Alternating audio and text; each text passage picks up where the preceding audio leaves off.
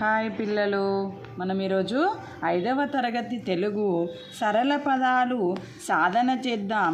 అభ్యాస పత్రం 5 బోధనాంశం పదాలు చదవడం రాయడం. 1వ బిట్టు ధారాళంగా చదవడం అర్థం చేసుకోవడం.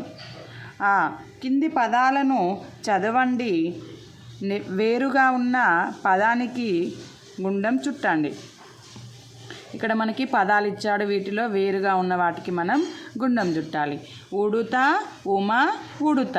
వేరుగా ఉన్న పదం ఏంటిది? ఉమా. గుండం చుట్టండి. చదరం, చెరక, చదరం. వేరుగా ఉన్న పదం ఏంటిది? చెరక. ఆశయం, ఆనందం, ఆనందం. వేరుగా ఉన్న పదం ఏంటిది? ఆశయం. కంకర, కరకర, కంకర. వేరుగా ఉన్న పదం ఏంటిది? కరకర. పవనం, పవనం, పయనం. వేరుగా ఉన్న పదం ఏంటిది? పయనం.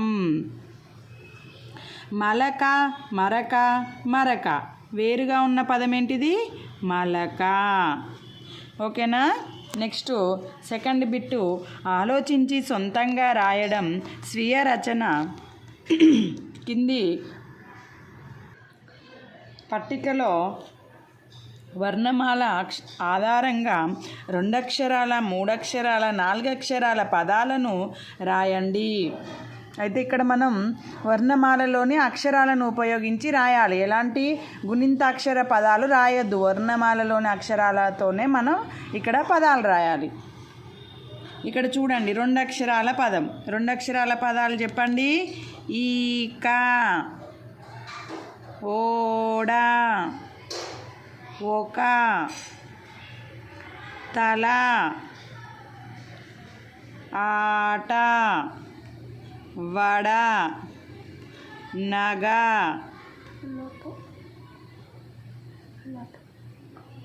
లత. ఈ విధంగా మనకి ఓన్లీ మనం ఇక్కడ చూడండి, ఎలాంటి దీర్ఘాలు కానీ గుణింత అక్షరాలు ఉపయోగించకుండా వర్ణమాలలోని అక్షరాలతోనే మనం పదాలను తయారు చేసాం. నెక్స్ట్ అదేవిధంగా 3 అక్షరాల పదాలు. 3 అక్షరాల పదాలు ఏంటి చెప్పండి? శనగ, అరక, అమల, కడవ, పలక, మరక, నటన,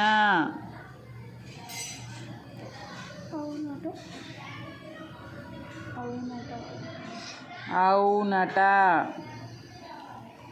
ఈ విధంగా మనం 3 అక్షరాల పదాలను రాసాం. నెక్స్ట్ 4 అక్షరాల పదాలు. అవతల, ఒకటవ, ఇవతల. ఇంకా పటపట, కరకర, చకచక,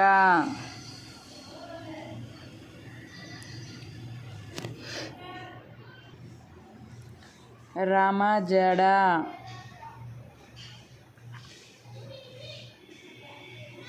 గనగన. ఇంకా మనకి చాలా వస్తాయి. సలసల, పకపక, టకటక, డగడగ, అట్లా. ఓకేనా పిల్లలు? Thank you for watching.